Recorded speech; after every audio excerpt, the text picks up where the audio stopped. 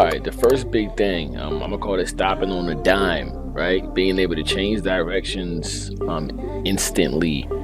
All right, so real fast, if you watch the controller that I have set up on the screen, one of the tests I like to do with these boxing games, ever since round four on up, is I like to spin the left analog stick. It gives you a real good idea of how much direction you have full control over. I really like what's going on with this game. So, like in round four, when I would twirl the stick like this, my character would only move forward, and you can see me twirling the stick on the bottom left.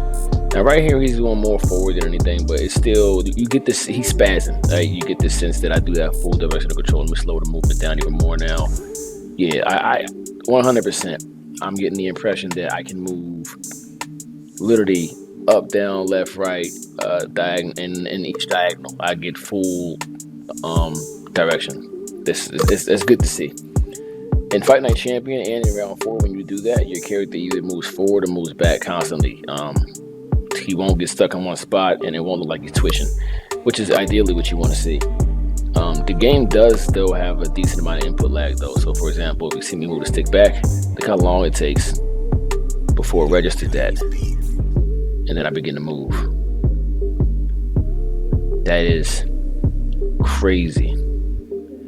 And the reason the input delay feels even more is because of the movement animation. So watch this. If I move forward and stop, he's going to continue to move forward. You see that? I stopped a long time ago. Look at that.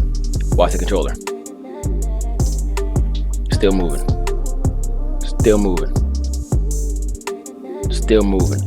And that's just momentum. So I'm not actually mad at that. The animation is just taking into account for my character's forward momentum, and it's taking time to stop. That's how they animated it. But that same momentum exists even when you try to go backwards. So when you want to change directions on a dime, move forward, boom, move back, boom. It still takes some time. Back, now he moves. The input delay, although it looks severe, it's actually more severe when you're online and you're dealing with latency issues as well. So that's why the movement feels as bad as it does. Now, there are ways to completely stop the animation. So, for example, if I feint a punch, it'll stop the animation and allow me to move a direction. So, look at that. No more forward momentum.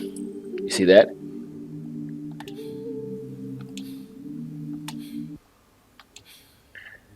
And that helps a lot. So the first tip and trick is stopping on a dime. Start feinting more of your punches right just before you change directions, and it'll allow you to move directions a bit faster. There's still a bit of delay, but it's not as crazy as if you don't do it. Another thing that works is to just throw the punch entirely. If you don't mind whiffing a shot and wasting a shot, you can just throw a punch out there entirely, and it'll instantly change directions. So I can show you better online than I can offline about the stop on the dime with the feints, because feinting actually stops you from moving online. Offline, it doesn't. See that? I can move instantly where I want to move now, as opposed to having to do it like this, and then I have to deal with my whole character still moving that direction before he changes momentum.